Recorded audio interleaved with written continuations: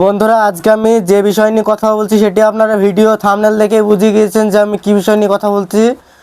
তো এই গাড়িটির যে প্রবলেম হয়েছে সেটি হলো যে আমি প্রবলেমটি খুঁজে পেলাম যে পিকআপ টান দিলে মোটরটি ঘুরে আর ছেড়ে দেয়।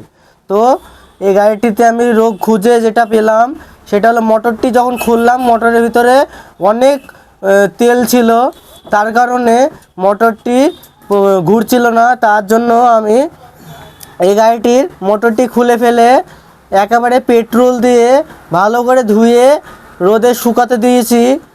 শুকিয়ে আবার সেই গাড়িটিতে সেটিংটি করতে হবে। তার জন্য আমি দেখিয়ে দিই মোটরগুলিকে। দেখুন আপনারা কি করে খুলে সব রেখে দিয়েছি।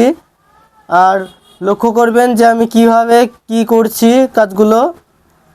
এটি মোটরটি শুকানোর পর লাগিয়ে দেখতে হবে। দেখুন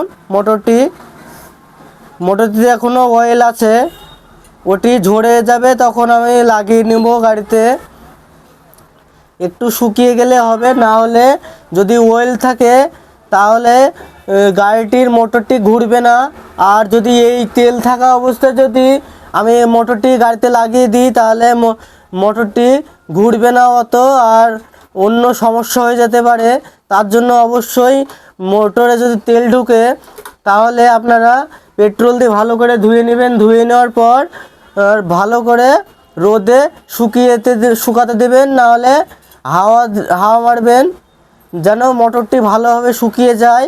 ওটাতে অয়েল থাকলে কিন্তু মোটরটি ঘুরতে চাইবে না। তাই দেখুন এবার মোটরটিতে যে সেন্সারটি আছে, অয়েলটি যদি গোটা বডিতে যদি ছড়িয়ে যায় তাহলে শর্ট হয়ে যায় সেন্সারটি। তার কারণে এবার সেন্সারটিকেও এবার আমাকে চেঞ্জ করতে হবে, না হলে চলবে না। তো এবার আমি সেন্সারটি লাগাবো মোটরটিতে সেন্সার লাগানোর পর আমি আপনাদেরকে আবার দেখাচ্ছি। তো লক্ষ্য করবেন কিভাবে আমি কাজগুলি করছি। আর অবশ্যই যেন আপনারা পুরো ভিডিওতে দেখবেন, একটু স্কিপ করবেন না। স্কিপ করলে কিন্তু কিছু বুঝতে পারবেন না। দেখুন যন্ত্রপাতিগুলো রেডি করে তুলেছি।